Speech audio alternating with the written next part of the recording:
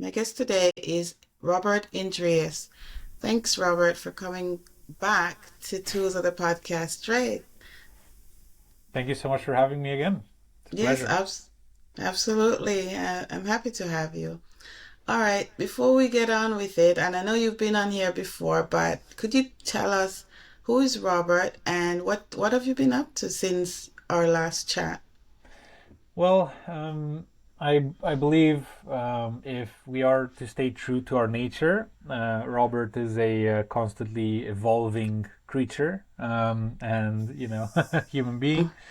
Um, as I said in the previous episode, I was born in a developing country in Romania, and I've been enjoying engineering, technology, and business for almost 2 decades now. It's been a very amazing ride in which we've in total had 11 companies in our portfolio. We already sold three of them for a total of a little under $20 million in exits, and we still have eight companies in our portfolio. The the most recent of which that launched after we had our podcast last year is a company called Alvanda. It's a business process management system. So basically, anyone that has or wants to systematize and procedurize their business can now very easily do so within Alvanda. So even small companies that maybe just hire freelancers and VAs, can very easily go there, define the procedure of what those people need to do, and then basically when they assign a task, they can attach a procedure to that task, and they can make that task recurring. So every single time, those people need to follow process whenever they do their work. And Okay. it has a bunch of things like automated time tracking, and it has automatic escalations.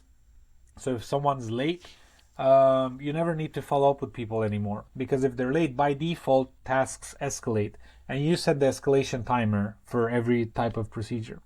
Mm-hmm. So we had the beta at the end of last year, beginning of this year. It was around 6 months of beta.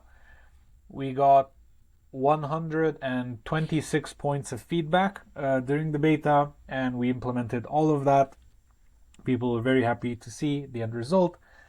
And then a couple months ago, we launched, and we had over 150 businesses sign up in about 1.5 months, however much that was the launch period.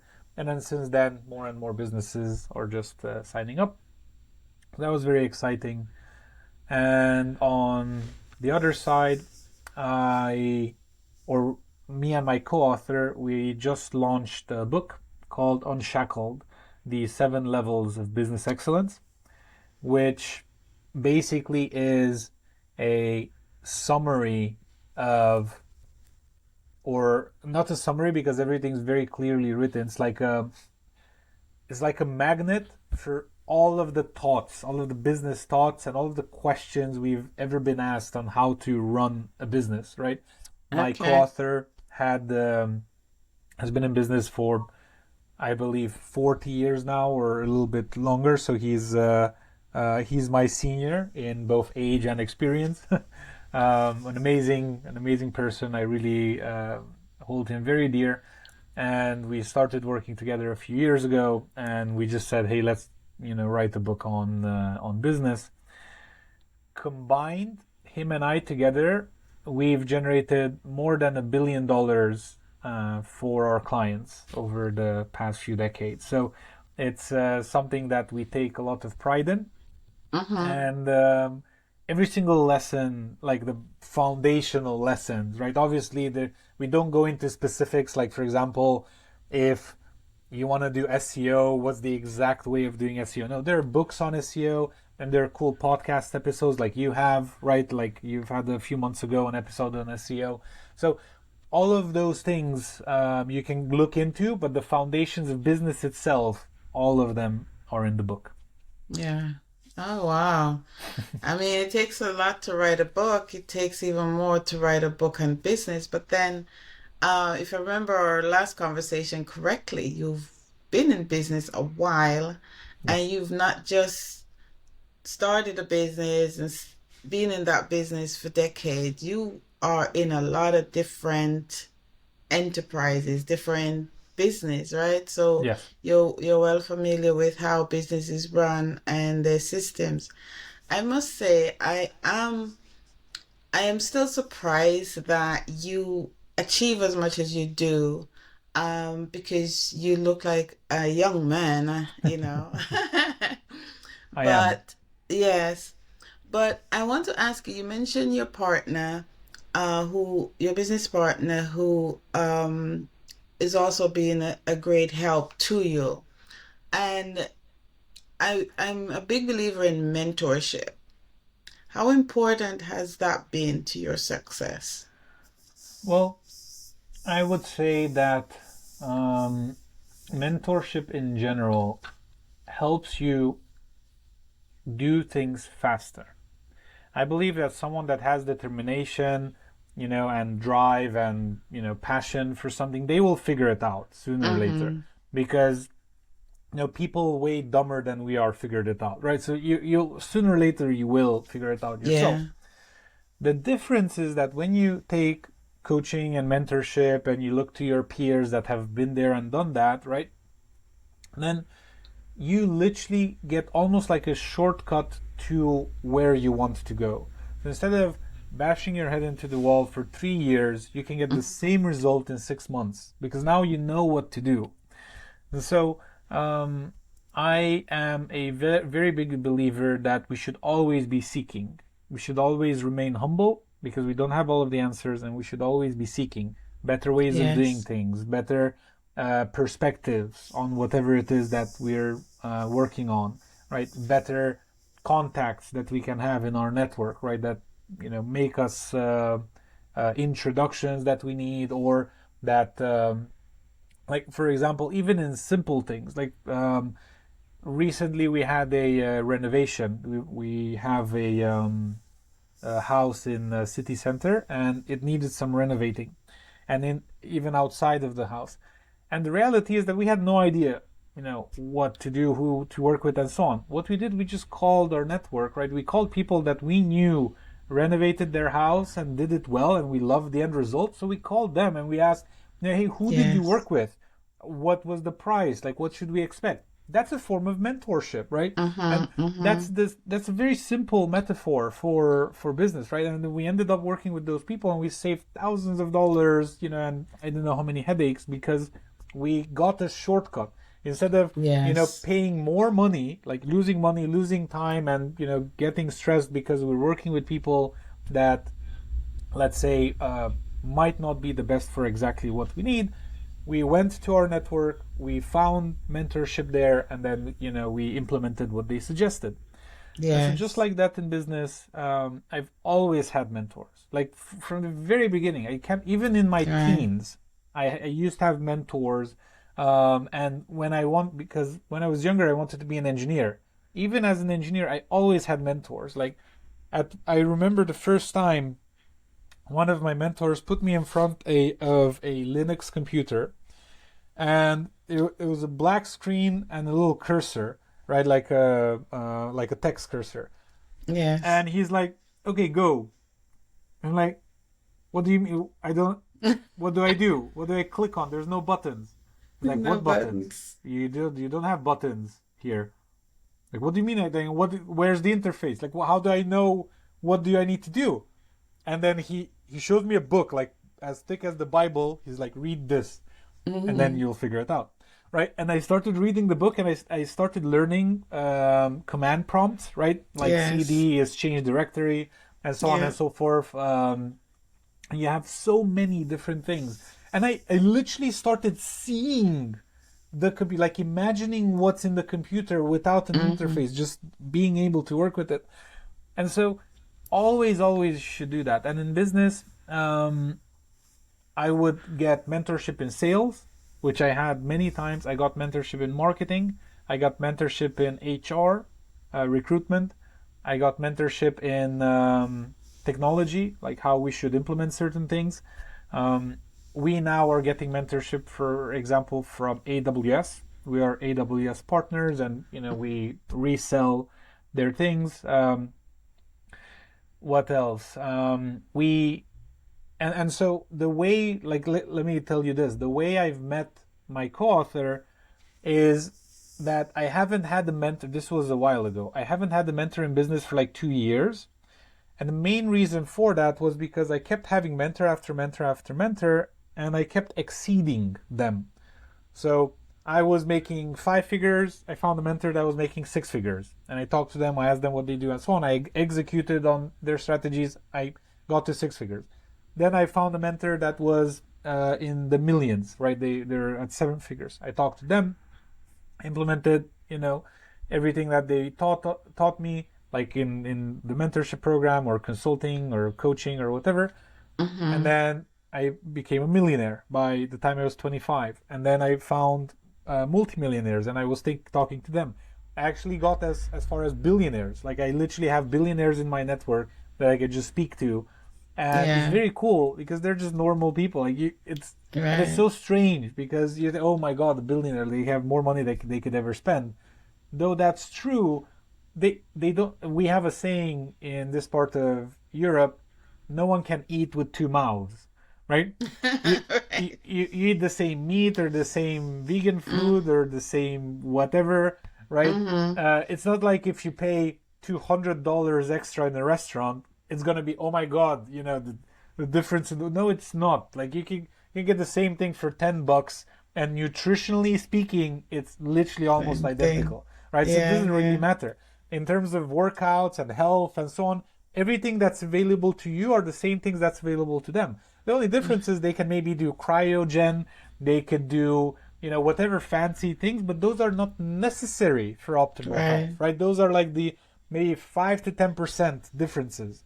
But up until then, 95% of health you can attain without, being a billionaire or millionaire or whatever. So all of these things basically, the guy, for example, many times when we speak, he's on the treadmill. Literally, a treadmill costs a few $100s, right? Like, he's on the Mm-hmm. treadmill, and Yeah, that's it, yeah, and that's what yeah. he uses for cardio. And basically, at one point, I couldn't find other mentors that I resonated with. Not because I couldn't find people that were richer than I am, but because all of those people have had some form of imbalances in their life, which I didn't agree with. For example, many of them were divorced. Some of them were divorced multiple times over, right? Many of them were very much overweight or obese, right? I'm like, I don't want to give career success, and sacrifice health or sacrifice my amazing relationship with my beautiful wife or time with my children or all of that, right? And you can Mm-hmm. see many, Mm-hmm. many millionaires and billionaires say, I spend no time with my children. I don't want that. So Yeah, yeah. I'm not going to listen to people that's what they've done, because if I go that's what they know. So that's the path they would guide me on. So I don't want that. Right. So it was very hard for me to find, and I did try for like 2 years. I didn't have a mentor. I was just basically, just me and God, just having conversations. And I mean, you could argue I still had the best mentor, like, because Yes, a good I could mentor. always, Yeah. I could always pray and have good conversations and get revelation. So that would still happen for those 2 years. At the same time, you still feel that clinging desire to have someone that's 10 or 100 steps ahead of you and talk to them. Yes. So then I met with my co-author Aaron, at the conference of all places in London. You said you went to London this year, right? Mm-hmm. So we met in London quite a few years ago, and he was a mainstay speaker. We talked. I liked his speech. Then we talked for a little bit. I asked him 100 stupid questions, and just bombarded him with questions. Every single answer was incredibly pertinent. I'm like, how did I not think of that? That's crazy good. And so then I Mm-hmm. realized this guy isn't a theoretical teacher. This guy has been in the trenches just like I have. The difference is that Yes. I've been in the trenches for 15 years. He has been in the trenches for 35 years.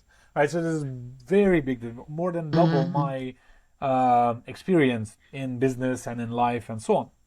So what I bring to the table in the book is everything that has to do with technology, with new perspectives, with how you should run business today, right? remotely, and how you should find people, how you should, hire them, and so on, which are slightly different than what Aaron used to do, because he is now far removed from his businesses. He just does networking and and so on and so forth. He is what we call a level 10 in terms of the book. Like we have 7 levels total. We have level Mm-hmm. Mm-hmm. 0, then levels 1 through 5, and then level 10, right? Because you make a Okay. huge leap between 5 to 10. So basically, you have all of these overarching concepts of this is how business should be run, and then Mm-hmm. also the nitty gritty of this is exactly how you hold an interview, this is exactly how you write a job description, this is exactly how you create a procedure, this is exactly how you hold weekly meetings with your team, etc. Like every single thing is there, and it's Mm-hmm. like half of it is his brain, half of it is my brain, and then everything comes together nicely in the book. Okay. All right. Thank you. And speaking of the book, um, but before we get into that, I appreciate you explaining that because I think sometimes we kind of, oh, mentorship, I got a mentor, and we only think of jobs, right? We don't think of business owners and successful business owners having mentors. But no matter what level in life we are, we always need that extra step. Tony Robbins likes to say that 2 millimeter gap. We usually need that bridging, right? And Jim Rohn says we're the average of the 5 people we spend the most time with. So you are a typical example of the person who is always searching, always looking for ways to improve and better themselves. So I appreciate you sharing that with us. Yeah. Thank you. Okay. So Being in Azor show is for aspiring podcasters, new podcasters. Can you entice them to buy your book by giving them 1 or 2 tips that they could use in podcasting Mhm. that, and show them how they need to get more by, Of course. going to see what you have in this book? Of course. So within the podcast, we go very deep into multiple aspects that help you build a business that both thrives right now today and also lasts for the future. Mm-hmm. Because many people that go into either entrepreneurship or a side hustle like a podcast or things like that, because some people might have it as their main business, like, hey, I do podcasting. For others, it might be a Yes. marketing channel that they use, right? Or a Right. The PR funnel. thing, right? Like, hey, Mm-hmm. this is what we do. We're like, for example, I know one guy that I really admire. He's a very competent CTO. He's a technical guy, and he has, I think it's called the CTO show or something like that, where he interviews other CTOs and they talk very technical things and how their decisions impact the business and so on and so forth. So I really like it. It's great. I recommend it for anyone that's technical. And then basically, it can also be a side thing that you do. Like maybe you have a job or whatever, and then you also want to do podcasting. Sort of like if I think about it, I think Joe Rogan started this as a hobby because he was in MMA before Mm-hmm. that and so on and so forth. I think, right, it was a hobby. And I Mm-hmm. remember for many people it was a hobby, and then they made a project out of it, and then that grew, like crazy. So the book helps you put structure, order. We call it going from chaos to order, right? It helps you put order in every single thing you do. It takes the guesswork out of this. If you want to do podcasting just for the fun of it, so not like a business, not like a project that you actually care about, then the book doesn't help you because it's like getting a business book and you want to just paint, as an artist. The book Right. isn't really going to help you unless you want to sell your paintings, right? Yes. Unless you want to build a brand around, hey, this is the style of painting I'm going for, right? And this will be my brand within the industry of painters, right? And so on and so Mm-hmm. forth, Mm-hmm. or artwork. Just like that with podcasting, if you want to make it into something that grows beyond yourself, like literally leaves an impact on, the community of listeners that you will eventually have, then that's why you should get order. Whether you get our book or something else, you don't really see progress without order. It has to be ordered, otherwise you don't have progress. Like, for example, you would think that a tree just randomly grows, but that's false. A tree has divine order built into every cell. It knows Yes. exactly what to do, in what direction to grow, where to have a leaf, where to have a fruit, and so on and so forth. For example, the vast majority, and 99.9% of people don't know this, cherry trees have a very specific thing that they do. I don't know if you know, but cherries come in pairs. Like there's one little thing at the top, Never and then you thought have of two that. Yeah, cherries, right? yeah. And Yeah. so cherries always come in pairs. So what the cherry tree does is, if it rains a lot that year, it all of the cherries are fine, and you just get to pick all of them, and so on and so forth. The cherry tree just had enough water. However, if there's drought, the cherry tree will literally sacrifice one of the cherries from each one of those because it doesn't have enough water to sustain both. Imagine. So that's what Hmm. the cherry tree does. And it takes that decision. It knows, it's like, this year we're not going to have enough water. I need to start sacrificing some of these cherries so that the ones that are left have the highest chances of making other cherry trees, right? And so it's divine. It's very good. If you look Hmm. into anything that has to do with trees and nature and so on and so, you'll see it's complete order. There's no chaos there. Everything's perfectly planned out. So just like Yes. that, if you want success in business, you should have things structured, and that's what the book gives you. We literally have endorsements from the former president of Warner Brothers International, from the founder of Uggs Boots, which is again another billion-dollar company, from one of the original sharks on Shark Tank, right? And so on. Like, these are people that have all made billions, and they're telling us that this book has everything you need to build an amazing business. Like, you literally have like all of their testimonials and endorsements and so on. These are people within our network, right? So Yes. we mingle with the right type of people when it comes to business. And talking of podcasting, one of the biggest podcasts on the planet, Entrepreneur on Fire, he left us Hmm. a testimonial.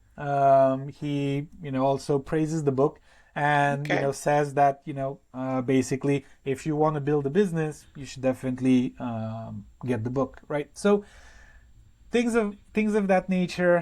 Hopefully, that was enticing enough. The most important thing is to be a seeker, to be a humble seeker. That's what we call it. And whether you get our book or any other book, right, that you resonate with, get that and keep growing, keep growing. And if you can afford a mentor, go for it. Get a mentor, get mentorship, because mentorship lit- literally helps you cut months, if not years, off of the time frame of what it would otherwise take you to figure it out. And not because of your intelligence, simply because of your time. Because Yes. let's say you have a question like, should I use this setup or this setup, right? Or whatever. Should I do this or that? Whatever it is Hmm. in podcasting, right? And so you can spend an hour of your time doing that, figuring that out, or maybe more. Or obviously now you can ask ChatGPT, but again, you can't really trust it. It's AI. It just comes up with stuff that it finds on the internet. You can trust it to the extent that you would trust a washing machine to know how to wash your clothes. That's Yeah. about it. But it's not an expert in podcasting, right? It's an expert in Yeah. clothes washing, which is to, in that case, to regurgitate information that's already live online, right? It doesn't have a filter of quality. That's my point. It doesn't know if what it's Yes. saying is what it should be saying. It just Right. thinks that that's what it should be saying, right? And so a mentor is different, because a mentor has real AI, like not artificial, but real intelligence, right? Like that can actually comprehend and say, well, I've tried these three things, and I can tell you this third one is the best one, right? Yes. Or whatever. So, what I do when I go to coaching calls and mentoring calls and so on and so forth, I'm prepared with like a dozen questions or two or three dozen questions. I have so many questions. I remember Aaron was shocked because I also bought coaching from him. I paid a very significant amount of money to be coached by him, and I would come to the calls with so many questions. He said, Robert, I don't think I've ever met anyone that had so many questions like you. Because I'm actually implementing everything. Yes, Everything you yes. say, the next day I'm putting it to practice. And so when we meet a week from now, because we had weekly coaching calls, when we meet a week from now, I'm going to have so many questions because this worked, this didn't work, this I tried to do, and for some reason I didn't know. I got to stop, like I have a bottleneck here or whatever, or this is the result, and I don't know what to think about the result. Is it good? Is it bad? Like you don't even know because you're doing something new, and Yes. it's something that I really I do myself, and I really enjoy when people that get mentorship from me, come prepared. If they come to the call and they're like, "Okay, tell me," I'm like, "What? Tell you what?" Like, well, how do I do Mm, this? This what? right, You know, right. it's not useful conversation. They already lost, 3 minutes of their time, and consulting with us, or at least with me, is $1,000 an hour, right? So they just lost basically $30 or whatever the value of that was, right? So come prepared with questions, right? And then those questions will lead to follow up questions and to other things. And so that's typically how I like to run those. But to answer your question, we always take mentorship ourselves. And I literally just had a call with our chief of marketing. Again, someone that has been in marketing for over a decade and has generated hundreds of millions of dollars, right, for our clients. They said, Robert, I feel I need some coaching and I feel I need to take some courses on this and this and this subject. I'm like, perfect. I love that you want to do that. Go for it. We'll cover the expense, no problem, right? And so that's what you believe internally, and hopefully that answers your question. It does. Thank you. Can you, do you have a copy of the book you could hold up? Oh, I am. They're literally being sent right now, but Okay. I can give you the link to the Okay. book, and then people in the show notes can check it out. It's very easy. It's called theunshackledlife.com, Okay. right? So because the book is called Unshackled, right? And we Okay. teach people how to live the unshackled life. Okay. In my case, for example, again, we have 8 businesses in our portfolio right now. Most people have a struggle managing one or overseeing one, right? We have 8, and they're in different industries, different sectors all over the planet. We operate in 19 different sectors in 18 different countries or 17 countries, something like that. So it's a lot of work to do and to manage everything and to oversee everything. However, at the same time, I spend so many hours with my wife every single day and every week. I spend time with my child. I have a girl, and we want hopefully to have more children in the future. Um, I go to the gym every day or every other day, very often, at least 5 times. We go for walks and so on. So I spend time with my mom and with my parents and with her parents. So we're not sacrificing anything, right? We're literally living an unshackled life. We're saying, if this takes time from me bonding with my baby girl, I am not going to do it. So I need to figure out a way to get this done without sacrificing time with my girl, right, with my daughter. Yes. So that's uh, that's basically how we think, and we explain all of that in the book, which you can find at theunshackledlife.com. Okay. All right. And sorry, we'll put the links in the show notes, and system, structure, and mentorship.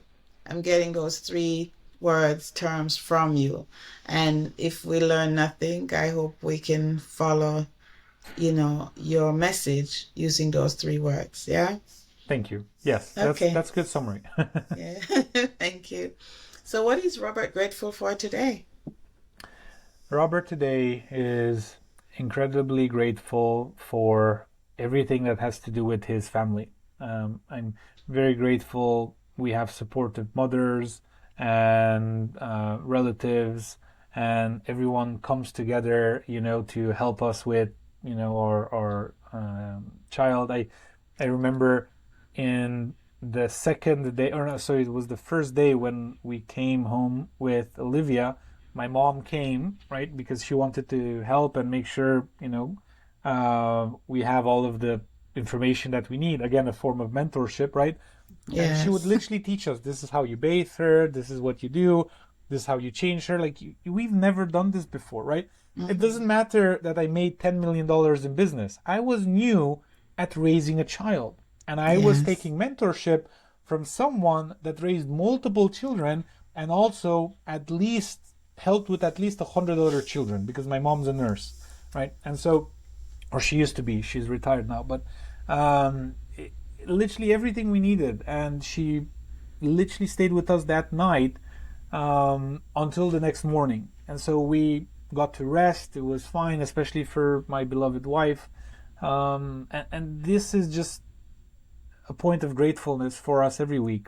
My wife and I cry at least once a week at how grateful we are for our families, for, everyone coming together whenever we need them. If we need them to, do something and it's an emergency, everyone just jumps up. It's like a Yes. rally. And we know many people don't have that in their lives. Many people don't have that family support, and we're just very blessed and grateful we do. Awesome. Thank you. Thank you for sharing that, and Of course. congratulations on Olivia. Um, so I am just, grateful that you were able to come and share so much value with us. And as John Lee Dumas would say, so much fire.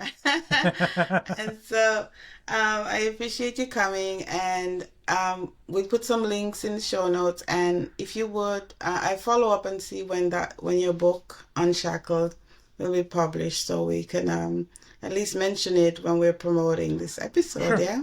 of course. Okay. All right. So, any parting shots? Well, I think that anyone listening should know that whether they engage in podcasting or whether they have a podcast on business or on marketing or on artwork or whatever, they should always do what they enjoy doing. Mm, If I do have a secret, like in quotes, it's that I do things with people I really like. Like I like the people I work with, and I only work on projects I believe in. mm, Even if it's a simple thing, because we have simple things that we're working on. It doesn't need to be world changing, but I right. believe in the value that that thing adds to society and business, that service, that product, and so on. And so it gets me excited to know that, well, another 500 people, got value from this last month, and another 600 people got value from this month, and so on and so forth, right? So do things you enjoy, and your entire life will be joyous. All right. Thank you. Thank you, Robert and Julius, for coming and talking to us today. I really appreciate you. Likewise, thank you so much again. Okay.